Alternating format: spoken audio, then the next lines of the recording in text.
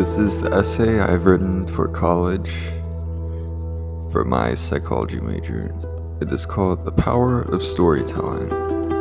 For thousands of years, throughout every culture and every part of the world, there has always been one activity that has been shared and practiced even to this day, that of storytelling. Storytelling can take a variety of forms, and its presence can be noticed in many places, from the loud and bustling movie theater to the quiet and solitary library. A great many individuals watch television regularly, consider it a great joy to see actors portray heroes and villains in a variety of plots, many of which are founded by the ancient stories of our ancestors. These people are also likely to recall stories from their childhood, nursery rhymes, lullabies, and fairy tales they had learned from their parents, that they had since then remembered and passed on to their own children. It is true that storytelling can be seen all around us in our lives, and even in our dreams. But what purpose does it serve for us aside from entertainment? Why is storytelling such a fundamental aspect of human nature? Storytelling is an incredibly powerful tool that can be used for a variety of purposes, from influencing the audience's emotions to teach moral lessons, to educating children to think for themselves and develop rationality skills as they connect the events in the stories to events occurring in their real lives. As Dr. Wayne of Cornell University says, storytelling is a tool for organizing experience and constructing reality. But how does this work exactly? Stories provide an interesting template for our minds to ponder as we're given the ability to view one's life, circumstances, and thoughts through the lenses of someone else. Something we cannot do in our own realities, as we are bound to our own perspectives. Stories allow us to connect to the fundamental core of human nature by disassociating ourselves from our own lives and experiences and connecting our consciousness to someone else's. As Dr. Landrum says, the human capacity for intersubjectivity allows the audience of a story to build shared meaning even from distal events and others' experiences. In other words, it gives us the tool and the freedom to intertwine with the life of someone else. And because as human beings we desire connection above all else, this obtainment is seen as ecstasy. However you say it. Given the ability of storytelling to touch the fundamental core of what it means to be human, it can be easily correlated as to how this activity can produce such a powerful effect on the audience of those listening or watching the story. Throughout time, hundreds of years ago, our ancestors considered stories to be such a crucial aspect of society that these tales were passed on from generation after generation, the same stories we have heard from our parents. Though it is unspoken, our ancestors' intense desire for these stories to be carried throughout the passages of time displays a characteristic of storytelling that is important to consider.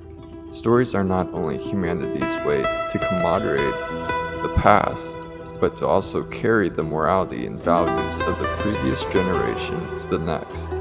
This is crucial for society, as it is essential for us to acquire this knowledge to succeed as a generation and maintain the momentum of the previous ones. Stories that seem to display incredibly contrasting themes, such as the fairy tale Hansel and Gretel and the latest Superman movie, both have striking similarities. They teach us how to behave and cooperate as a society. Though there are millions of stories that have been written through the ages, a common theme can be placed among many of them: a rising hero, a defeated villain, a love interest, and a happy ending. While not every film or book will follow this story, this is an incredibly basic format that is immediately recognizable within a modern, entertainment-oriented society. The elements of this theme hold a striking resemblance to the human ideal of the perfect life, or in Maslow's hierarchy of needs, which I don't think is completely true, the transition from immaturity to transcendence. In this paper, I had to relate to Maslow's hierarchy of needs, so it wasn't completely voluntary. Here, the idea of the rising hero, or protagonist who matures and develops throughout the story, depicts the necessity for a man or woman to reach the highest level of maturity a human being is capable of, the level of transcendence, or ultimate fulfillment. The idea of the antagonist suggesting that life is expected to carry challenges. The idea of the antagonist suggests that life is expected to carry challenges, that not only is life expected to be full of challenges, but it is also required to reach the level of self-fulfillment. Our natural desire for a story to contain an interesting plot may also reflect our natural desire to overcome challenges and face adversity in our life, and that through storytelling, these ideas are being enforced. Storytelling helps to awaken our minds to the nature of what fulfillment is in life. That a perfect life is not one that lacks any challenges, but that a fulfilling life can be achieved by overcoming the challenges that are inevitable in life. Storytelling, therefore, is a way for our ancestors to give us courage in our real lives, as our minds empathize with the characters and correlate their successes to the successes we hope to achieve in our own lives. The power of the presence of the antagonist of the story is for you to associate your own adversities with the antagonist. Associate yourself with the thoughts, attitudes, and behaviors of the hero, and apply the psychological experiences you have gained into your personal life to overcome the challenges that will inevitably present themselves in your life. I think I wrote this wrong. You will have gained the knowledge the heroes acquired in the story to overcome their challenges and apply that to your own life to overcome your own personal challenges. Even though obviously that you don't have superpowers, so it's more conceptual. But as we correlate stories as life itself, it is incredible to realize that the absence of an antagonist in a story can lead to boredom in the audience, as this psychological display reveals that what humans desire most in their own lives is not always the mere lack of an antagonist, but the victory obtained in defeating one. This implies that in our core nature, we subconsciously desire the presence of some form of adversity and would choose excitement and victory over a defeated antagonist rather than a life of ease with no challenges whatsoever. This characteristic of humanity is satisfied by storytelling and explains why bored individuals are more likely to partake in video games, television, book reading, as our natural desire for the achievement of victory is absent in our ordinary lives. If we're truly satiated by a life of ease, why would we have such a strong desire to connect with story characters who regularly can't pronounce things today, struggle with life's greatest challenges? Just woke up, my mouth is sore, which is why I think mostly mouth. I think I have a bit of a mush mouth too, so I might not enunciate well, which I've also noticed that when I've been narrating is that I'm pretty sure I actually enunciate in real life, but I think my microphone, it makes my voice sound higher pitched and like I enunciate less and my voice cracks a lot more than I thought it did, which is kind of embarrassing because I'm 20. But the role of the romantic interest in storytelling is to speak at the core motivation of human interest, to breed and to survive. Not only does the common theme of a romantic interest captivate the audience by symbolizing society's strong desire for preceding life's challenges and carrying on its legacy to the next generation, long sentence, but it is also quite literal as well. The reason romance is so appealing in storytelling is because storytelling provides a structured format for the desires of humanity that are necessary to reach self-actualization in an entertaining and memorable way, while also teaching the necessity for sexual interest in our lives. If no human being had sexual desire, humanity would collapse as there would be no breeding, and our population would replenish rapidly. And storytelling teaches our minds the structure of romance and the necessity for sexual desire, so that we will apply the actions of the rising hero with the romantic interest in our own lives, so we will breed and continue the legacy of humanity.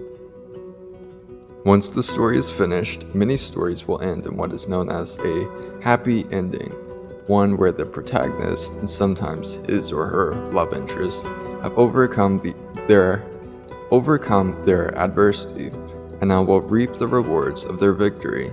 This stage is when the protagonist has finally reached self-actualization, having discovered their identity and obtained all of their needs for esteem, belongingness, love, safety, and other physiological satisfactions.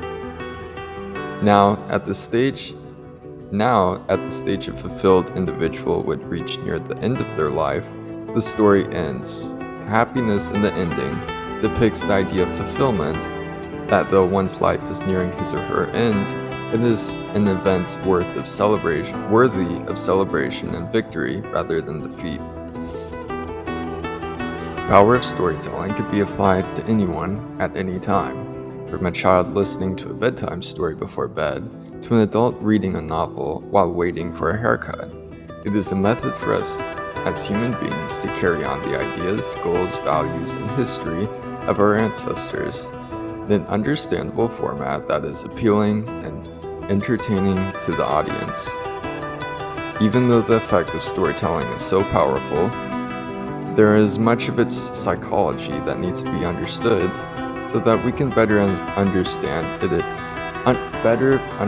it as a necessity for our culture rather than a form of entertainment. Literature and arts can re-inspire us, help us understand others' perspectives,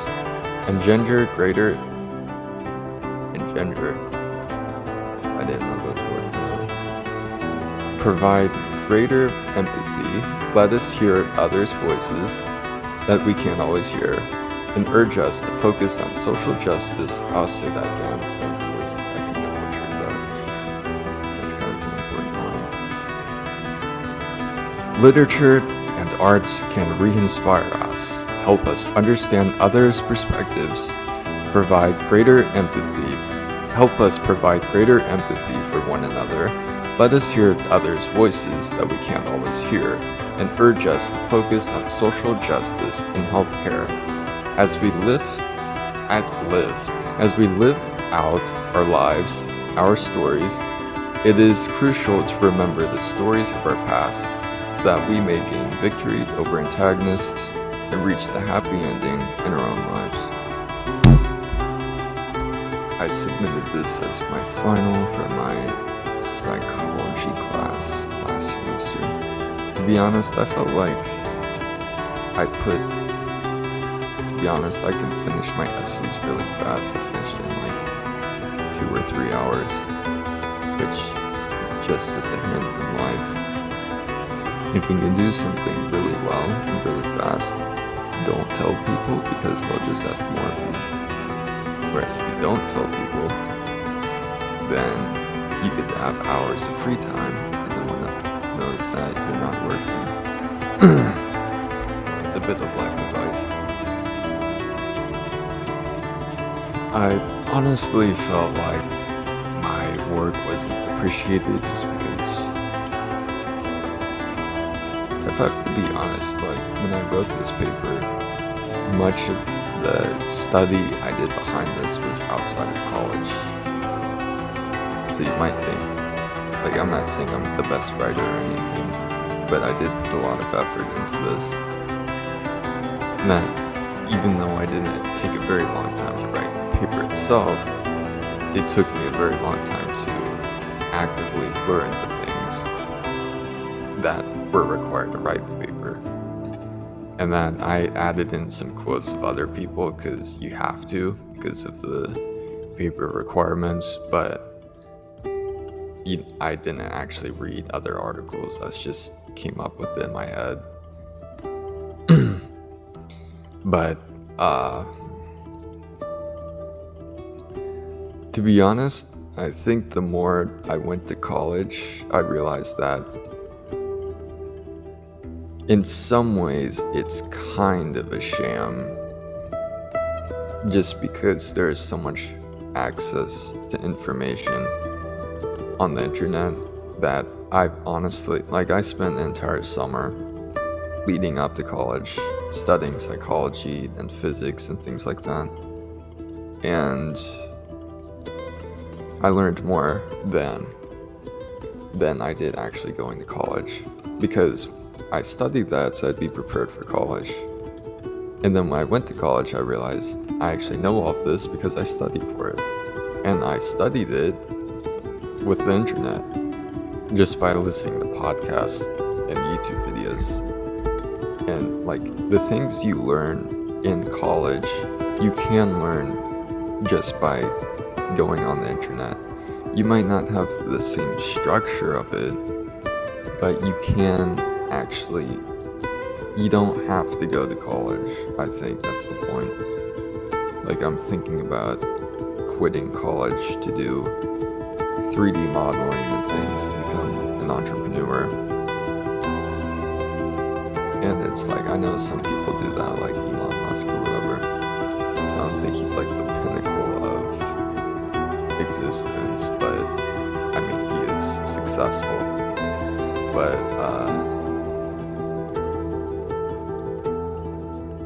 I think one thing you should remember with college is that it ends fast.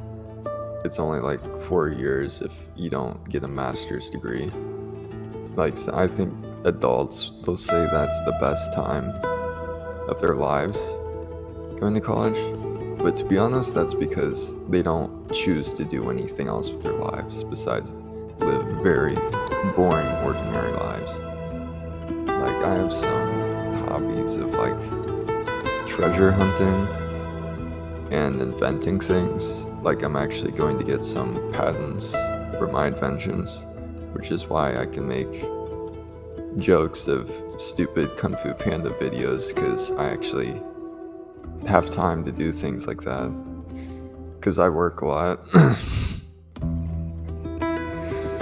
But like, I think in the real world you'll see that it's not like when you're in elementary school or when you're a kid. It's like you'll work very hard on things, and no one will be there to pat you on the back or say you did a good job or give you money just because you cleaned your room or something. It's like, just because you actually make something like art or a discovery in science, or you write a book, it doesn't mean that people will just pat you on the back and say, good job, here's some money for it. It's like the real world, it just doesn't work that way. And people really don't teach you that. You just have to find out for yourself, which is why people get so disappointed and say life is hard, I think, because it's set up to where it's supposed to be easy because everyone supports you. And then suddenly when you turn 13 or 18 or 21, then it just stops completely. Like, as soon as you leave the house or finish high school. And like, that disappointment, I think, is what makes people think that life is hard. And it really sets them up for failure too, because like, people spend their whole lives just worrying about money. And I would suggest, if you are worried about money, you read a book. to be honest. Like, don't watch YouTube videos or whatever. Like, even if you just listen to productive podcasts on Spotify, which I actually did that, the study, is like, it's not as hard as people say it is, but you won't know that unless you don't listen to them. Like, one of the reasons I actually was able to accomplish like some things with actually inventing some things, because I'm going to make some patents for it, is that I actually didn't listen to people, which seems that it doesn't really make sense at first, of like, why would not doing something like help you to actually do something else? But I think when you realize how negative people can be, even when you don't realize it, like, not even if they're not calling you names or like just actively discouraging you, a lot of people just don't see the things you see. Like, you'll have a dream and they won't see it at all. So everything they say to you is based on the perspective that life is stale and there are no dreams, and that you're just a dreamer, basically. You'll never... They might be happy for you that you have a dream, but they think it's going to fade, and that you're just going to be like them later, I think. And it's like, you don't have to listen to that. It's like, when you're a kid and you have dreams, it's like, you can still be that kid and do things you want to do. It's like, even if no one else is.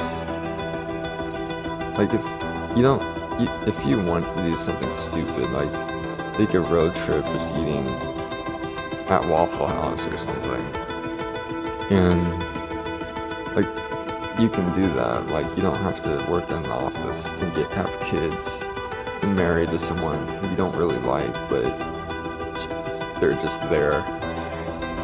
Like, there's this guy my dad told me about, where he had this goal of washing dishes in every state in the United States, where it's like, he just wanted to go from, like, drive from, or walk from each state and just work the job of dishwashing at some like small place in each state, and like, just that, like, for the experience of getting the stories and meeting the people.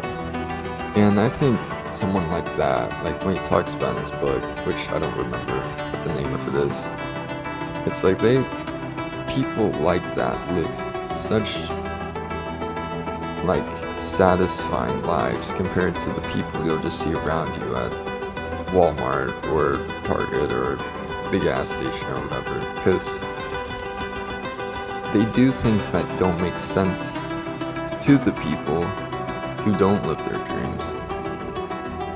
It's like, it really, I wouldn't personally like understand, like, I personally wouldn't want to wash dishes in every state like that, but I do understand what it's like to have a dream, to do something, and to just want to experience life. And it's like, you should just go do that, because I think it's just something I learned from this paper. It's like, you can give back, or you can give so much to people and to college and to your job, and it will just not give you anything back. And that's why people are so disappointed, is they never realize that they're giving so much of their lives for everyone else, but no one's giving anything back to them. So I just say, do something for yourself and just bring your dreams back to life, like what you wanted to do as a kid. It's like, I was so stressed about money for so long, like I was worried about being poor, or because like I'm sick, I've been sick for a long time. It's like, I'm just never really, that part of childhood just has to die because that's part of growing up. But what I learned is that wonder you have, like as a kid, that's not a part of childhood. It just dies for most people at childhood. That itself isn't childhood. It's the wonder and curiosity we as human beings have to live our dreams. And that's something that doesn't have to die just because you're an adult. Like, you can get that back, but it's not something most people will tell you though, because they don't really understand what I'm even talking about, of like actually seeing the world again like how you did when you were a kid. And that there's so much to learn and there's so many things you want to do. Back when you didn't worry about money or people telling you what to do. It's like it can be like that again. That's why I tell myself. But it can be difficult to drown out all the noise. And one thing I did that helps is I cut out social media, because it's like there are all of these people telling me of like how to think, what I should want. But like I want to find out for myself what I want and what I believe in. So I don't want to listen to them, so I just cut it out. And you don't have to cut it out, you can just limit it to people who care about you. To be honest, I don't really have that many people who do care about me, but like I'll spend, like through all the things I did with studying psychology or science or whatever, it's like no one really tells me like I did a good job or like they care about what my dreams are. To be honest, I don't think anyone does care about what my dreams are. But that's even more important, not to let them die just because you're the only one. And when I was a kid, I wanted to do stop motion. Like I really loved stop motion. Like Lego stop motion. That one time, like with my brother, I was in elementary school and this teacher, she's kind of a mean teacher, but she could be nice sometimes, which is weird. But she got him a license for Kidzooey, which is this kind of like YouTube, but for kids. So the content was more limited, so it's safe for children, but you could have all kinds of videos of like, just like animations people would make and things like that, in games. But when we watched that, I found out, it was about like 8 or 9, that we found a Lego stop motion video for the first time. Stop motion is when you just take a sequence of pictures to animate a 3D model so it looks like it's moving, just like The Nightmare Before Christmas or something like that. And like we were amazed by it, so we just kept watching like hundreds and maybe thousands of these videos throughout many years. And it's like I was so fascinated by it, but over time, like life became hard and I just left it behind, forgot about it. And now it's like a decade later, it's like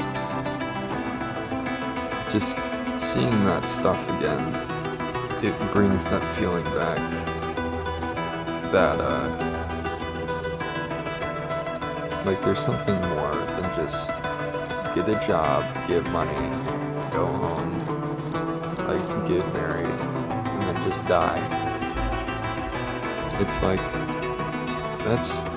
that's not what life is. That's the life you are creating for yourself because you're listening to these people who you don't even care or love for. It's like, why would you, if like hypothetically, if you don't like people, then it's like, why would you care so much about what they think? It's like you feel kind of like a slave to their ideas that you dictate your life based on what everyone thinks, but they don't even care about you. So it's like, why listen to them? Just do your own thing. So now it's like I got like a 3D pen. I'm going to do some new animation. And I also went back to Roblox because like life has been very difficult, but I didn't do video games for a very long time, like for years. But when I went back, I was like, since I didn't go back to video games, didn't do video games for a long time, I wasn't very picky about what I did. So I was like, Roblox is free, so I'll do it because I'm really cheap. And it's like I was able to feel like I felt like how I did when I played it as a kid. Like I would play it before elementary school and things like that. And then I started doing some animating and modeling. And then it's like, why don't I just do the stop motion again? And create stop motions like I did when I was a kid. So it's like, that's what I'm going to do now. And I might get a job for it, but that's not why I'm doing it. And it's like things like that can come back. Like I like to believe that there's some greater power than just people, because people can be so disappointing. But I think right now I kind of feel like doing some stop motion, so I guess I'm just gonna finish this. It's like, I guess the most important thing I have to say is that since this was supposed to be about the power of storytelling, is that I guess what I told you just now is a very personal story, even if it's not fiction. But I think what you should learn is there's actually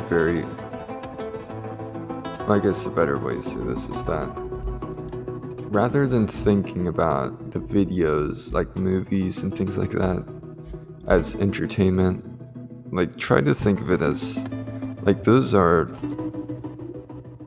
your dreams. Like with art, it's like you're creating dreams and you're able to see them and like paint them or sculpt them. It's like what you're making is you're making people's dreams. So it's like, instead of just thinking of it as just saying art or entertainment, just try to think of yourself as a dreamer. You know, that money's a consequence of what you do, but it's not why you do it. And I think if you do have that perspective, you'll actually work better and you will earn more money from it because it just comes more naturally to you. I'd say is there's this podcast I'd also recommend. I really love fairy tales. It's on Spotify. It's called Tales. It's just the word Tales. And they have a Hansel and Gretel story. And that's my favorite one. As I thought about sometime making that into like an animation if I got better at 3D modeling and stuff like that. But I'd actually recommend you read that. The fairy tales, they helped me to just remember like the base roots of my German heritage or something. But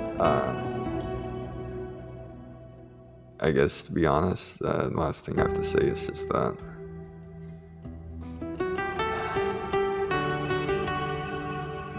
there's more to life than people tell you. And sometimes people, they just won't see it unless you put it right in front of their face. And that's why you create stories or art.